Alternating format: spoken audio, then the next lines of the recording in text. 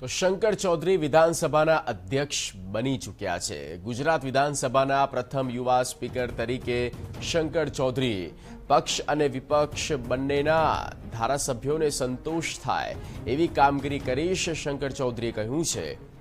અને હંમેશા તટસ્થ રહેવાનો તેમનો પ્રયાસ રહેશે તેવું પણ તેમનું કહેવું છે। વિધાનસભામાં માત્ર ઝઘડા થાય તેવી સામાન્ય પ્રજાના મનમાં રહેલી છાપને દૂર કરવામાં આવશે। ડિજિટલ માધ્યમનો પણ મહત્તમ ઉપયોગ કરવામાં આવશે। યુવાનોને સંસદીય પ્રણાલી સાથે જોડવાનો સતત પ્રયાસ કરાશે। વિધાનસભાના અધ્યક્ષ તરીકે શંકરભાઈ ચૌધરી સત્તાવાર રીતે ચાર્જ પર સંભાળી લીધો છે। સીધી તેમની સાથે જ વાત કરીએ। શંકરભાઈ, પહેલો સવાલ, યુવા જ્યારે પણ હોય છે ત્યારે કારકિર્દી ફ્રન્ટ ઇલેક્શનમાં અથવા તો ચૂંટણીની રાજનીતિમાં વધારે માનવામાં આવતી હોય છે। અત્યાર સુધી ગુજરાતમાં જે રીતે જોવા મળ્યું છે તે રીતે અધ્યક્ષ હંમેશા સિનિયર સિટીઝન થઈ ગયા પછીના હોય છે અને ત્યારબાદ રાજ્યપાલ તરફથી સફર હોય છે। યુવા અધ્યક્ષ છો, પહેલા તો આ ચોઇસ જે થઈ છે, પાર્ટીએ કયા સમીકરણો સાથે તમને આ ખુરશી પર બેસાડ્યા હોય એવું લાગે છે? હવે દરેક જગ્યાએ યુવાનો આવી રહ્યા છે, એટલે મને લાગે છે કે આ કામની અંદર પણ યુવાનો અને દરેક જગ્યાએ જ્યાં યુવાનો આવ્યા છે એ બધા કામની અંદર બેસ્ટ પરફોર્મન્સ કર્યું છે। કદાચ એ જ કારણ હશે। તો અધ્યક્ષ પછીની તમારી સફર રાજ્યપાલ તરફ જશે કે મંત્રી તરફ યુટર્ન થશે કે સંગઠનમાં જશે? ક્યારેય પહેલા પણ ક્યારે વિચાર્યું નહોતું કે એક ખેડૂતના સંતાન તરીકે કઈ તરફ મારી સફર જશે, અને આજે પણ એ આવતીકાલની ચિંતા કે આવતીકાલે શું કરવાનું છે મને ખબર નથી। મને તો લાગે છે કે આજે જે કામ મને જવાબદારી જે મળી છે એ જવાબદારી ખૂબ સારી રીતે નિભાવવું, એની અંદર બેસ્ટ કામ કરવું, બેસ્ટ પરફોર્મન્સ આપવું, અને એના માટે મને ભગવાને જે બુદ્ધિ શક્તિ જે આપી છે એનો પૂરેપૂરો ઉપયોગ કરવો અને પ્રજા કલ્યાણનું કામ અને એનો ઉપયોગ કરીને બીજાના ભલા માટે એ જીવવાનો સંકલ્પ જે છે એને પૂર્ણ કરવું। શંકરભાઈ, વાત લોકસભાની હોય કે વિધાનસભાની હોય, લોકશાહીના મંદિર તરીકે આ જગ્યાઓ છે એસ્ટાબ્લિશ હોય છે, કાયદા અથવા તો બિલ હોય છે અહીંથી પારિત થતા હોય છે, પણ હંમેશા વિપક્ષની ફરિયાદ એક રહેતી હોય છે અધ્યક્ષ માટે કે અધ્યક્ષ બાયસ હોય છે અથવા તો ભલે પાર્ટીમાંથી રાજીનામું આપ્યો હોય તો એના છતાં પણ એ બાજુ થોડુંક ઢલાણ હોય છે, રક્ષણની માંગણી વારે ઘડી કરવી પડે છે। આ વખત સંખ્યાબળ પણ ઓછું છે, તો એવું માનીએ કે શંકરભાઈ ચૌધરીની બાયસવાળી છાપ નહીં જાય? ને અધ્યક્ષ તરીકે તમામ સભ્યોને સાથે રાખીને ચાલવું એ એની જવાબદારી છે। દરેક સભ્યને રક્ષણ આપવું એ પણ એમની જવાબદારી છે, અને ખાસ કરીને શાસક પક્ષ અને સાથી પક્ષ બંનેનું ધ્યાન રાખવું અને બંનેને સમાંતર અધિકાર આપવા, અને ખાસ કરીને સાથી પક્ષોનું પણ પ્રોટેક્શન કરવું એ પણ અધ્યક્ષની જવાબદારી છે। એટલે અહીંયા આગળ વિધાનસભાના ગૃહમાં આવ્યા પછી શાસક પક્ષ કે સાથી પક્ષ તેના બદલે હું એવું કહીશ કે બધા એક ગ્રહના સભ્યો છે અને બધાનું લક્ષ્ય એક છે, આપણું ગુજરાત આગળ વધે। એની માટે કોઈ ખાસ રોડમેપ? શંકરભાઈ, કેમ કે જો તમારી વાત થાય તો બનાસ ડેરીમાં તમે જે રીતે રેવોલ્યુશન લાયા અથવા તો જે પણ કામ તમને સોંપવામાં આવ્યું એક અલગ રીતે એક અલગ છાપ સાથે આપે કર્યું છે, જ્યારે વિધાનસભાના અધ્યક્ષ અને નાની ઉંમરને અધ્યક્ષ બની રહ્યા છો, કોઈ રોડમેપ આગામી 5 વર્ષ માટે વિચાર્યો છે કે કયા ટ્રેક પર ગુજરાત વિધાનસભાને આપે લઈ જવી છે? એક તો જનરેશનનો તો ફાયદો થતો હોય છે, અને જે પ્રમાણે બદલાયેલી જનરેશન છે અને તેની આકાંક્ષાઓ છે અને શાર્પનેસ પણ છે, તો ટેકનોલોજીનો ભરપૂર ઉપયોગ કરી શકાય, અને ટેકનોલોજીએ દુનિયા નાની કરી દીધી છે।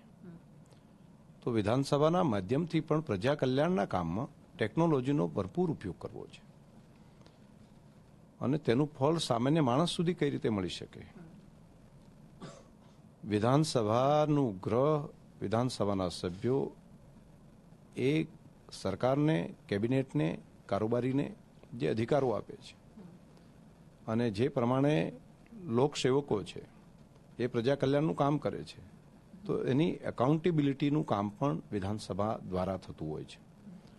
તો એને બહુ વધારે સારી રીતે કઈ રીતે કરી શકાય, વધારે પારદર્શક રીતે કઈ રીતે કરી શકાય, અને એના માટે ફેસલેસ વ્યવસ્થા જેટલી થશે, ટેકનોલોજીનો જેટલો ઉપયોગ થશે, તેટલું વધારે પ્રજા કલ્યાણ માટેનું પરિણામ મળશે।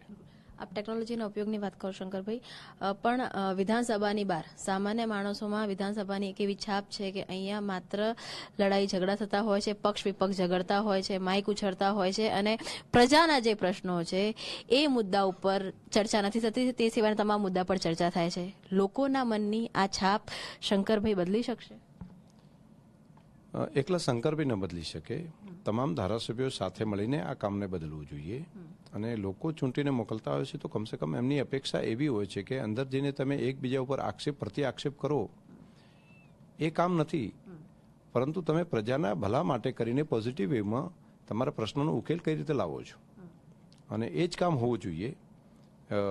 મારો પ્રયત્ન એ દિશાની અંદર રહેશે અને જરૂર પડે તો પ્રશિક્ષણ માટેના વર્ગો પણ કરીશું. અને મેં પહેલાં પણ કહ્યું એ પ્રમાણે હવે દુનિયા ટેકનોલોજીના માધ્યમથી બહુ નાની થઈ ગઈ છે અને અકાઉન્ટેબિલિટી પણ સહજતાથી રહેશે. તો આ દિશામાં કામ કરવું છે. અને આ પક્ષ કે પેલો પક્ષ નહીં, આપણા બધાનું ગુજરાત છે અને આપણે બધાએ ભેગા મળીને ગુજરાતને આગળ વધારવું છે.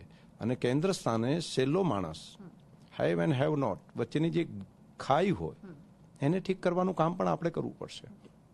એ રિસ્પોન્સિબિલિટી પણ વિધાનસભાની છે અને વિધાનસભાના સભ્યો આ કામને સારી રીતે કરી શકે. શંકરભાઈ, છેલ્લો સવાલ. વિધાનસભામાં હંમેશા એક મહિનો જ્યારે સત્ર ચાલતું હોય છે ત્યારે વિધાનસભા જીવિત જોવા મળતી હોય છે, ત્યારબાદ એકદમ એક ડ્રાય પોઝિશનમાં આવી જતી હોય છે. આખા વર્ષમાં વિધાનસભા અથવા વિધાનસભાના અધ્યક્ષ અથવા તો આખી જે કાર્યપ્રણાલી છે એ એક કે બીજા રીતે એક્ટિવ રહે એની માટે કંઈ વિચાર્યું છે?